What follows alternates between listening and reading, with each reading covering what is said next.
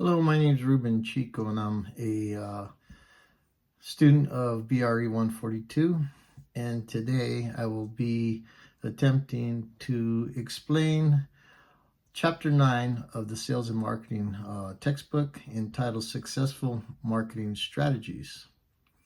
But my first approach to my explanation would be to try and explain what type of personal qualities and characteristics a sales agent should have in order to be successful.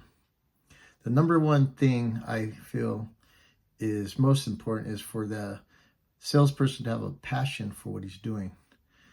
If you have a passion for what you're doing and you love it, then the motivation just follows. You don't have to try and fake it. It just comes naturally. And I think that's the key to the start of being successful.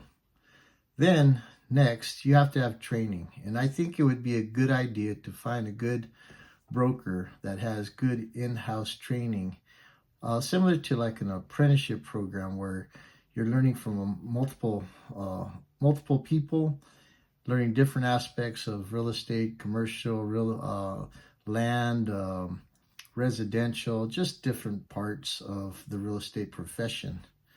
Secondly, you have to go out and seek your own education. You have to be educated in psychology, sociology, geography, economics, anything that can improve your advantage as a salesperson and the total understanding of the real estate career. You have to be a good communicator. You have to be able to completely comprehend whatever the subject matter is and explain it to your client. And by doing so, you gain the trust and confidence of that client. Then you have to have a tremendous amount of confidence, because if you don't, the rejection is going to kill you. And you may not want this type of field after you've been rejected a few times. And what I'm going to use my baseball coaching experience to explain rejection. When I was coaching these young kids, I thought it was a good idea to teach them to fail in practice.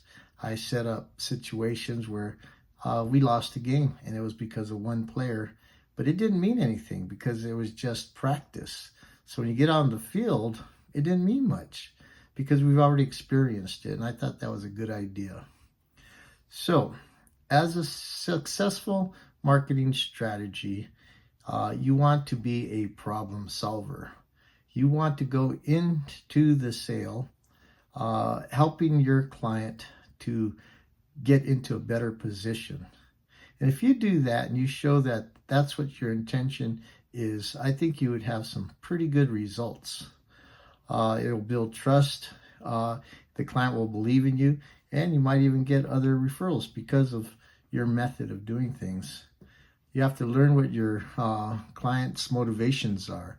You have to learn their personality type, and these will be helpful. Next, you have to be reliable, responsible. You have to be a professional, and you have to have empathy to your client. You have to be able to put yourself in their position. Now, let's talk about the business plan. A business plan is a long-term plan that explains, say, years of your activity.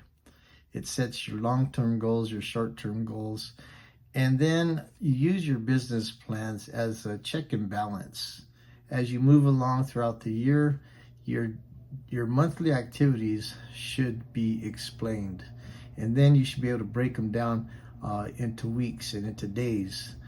And it's a very, very intensive process, but if you spend the time developing a good business plan, your success will follow. Then you have to understand the marketing mix, which takes into account the product, the price, the place, and the promotion. If you can understand all that, because the market's always changing, sometimes interest rates are so high that expensive homes aren't selling. So you have to be able to be flexible. Anyways, that's my explanation of Chapter 9. Thank you.